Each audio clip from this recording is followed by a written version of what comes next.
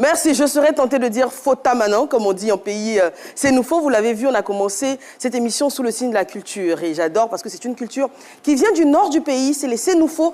Une belle représentation de la culture Sénoufo sur le plateau de ce midi aujourd'hui. Alors, la troupe folklorique qu'il y a juste derrière moi s'appelle Éveil du peuple Sénoufo. Et ils sont là pour nous annoncer donc la 3e édition du Fundara. C'est un festival qui se tiendra le 9 novembre prochain à Ferkessédougou. C'est un festival qui vise bien sûr à promouvoir la culture Sénoufo. Et parlant de culture Sénoufo, j'aimerais appeler certains qui sont habillés dans des pagnes Sénoufo, mais différents et très beaux. Alors il y a la dame juste là, le monsieur, et vous deux. Voilà. Voilà, comme quoi on peut, vous voyez comment ils sont beaux, bien habillés. Jusqu'aux chaussures, hein, d'ailleurs, comme quoi on peut allier de façon très belle la modernité et la tradition. Vous avez là, voilà, de très beaux pagnes qui nous viennent du nord du pays, plus précisément du pays Sénoufo. Alors, voilà, des couleurs différentes. Là, on est dans le marron, on est dans le noir. Là, on a du blanc, de l'orange, du bleu. Et c'est magnifique. Merci beaucoup. Merci. Alors, bonjour Philo, bonjour Moya Kwakoukan, bonjour Laurent Monti. Je vais appeler sur le plateau Monsieur Siloué et Monsieur Thuo, qui sont donc présidents de l'ONG Éveil du Peuple Sénoufo et écrivains. Bonjour à vous, messieurs. Merci de votre présence. Alors, vous allez nous parler donc du Fundara, 3e édition. Oui, allez-y.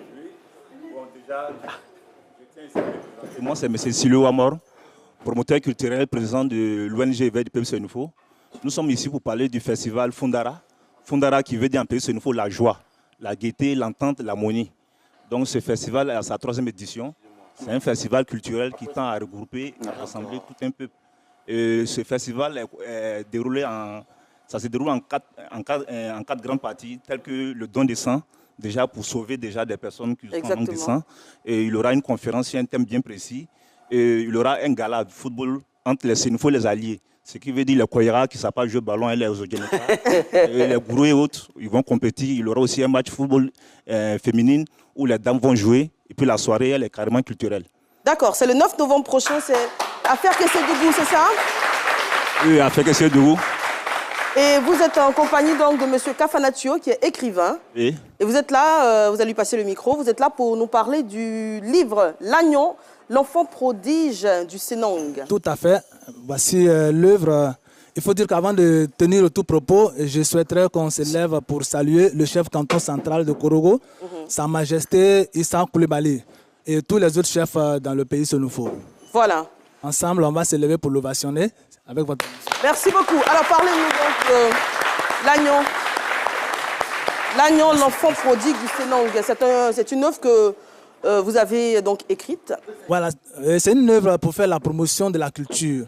Il faut dire que la culture est beaucoup plus basée sur l'oral. Alors là, on a senti la nécessité de laisser des traces écrites.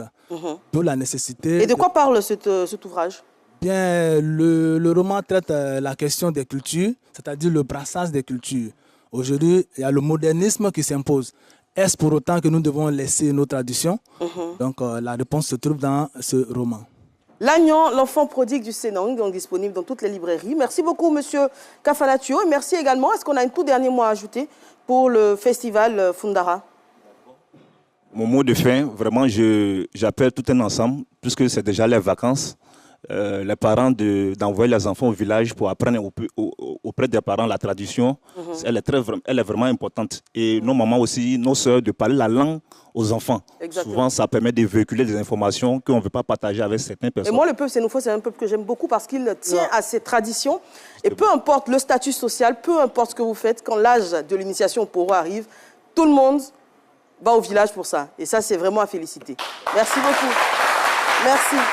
Alors, docteur Philo, comment vous allez aujourd'hui? Ça va. Très belle tenue. Oui, merci. Et puis, c'est juste une histoire pour moi de faire un clin d'œil à la police nationale et à la police municipale.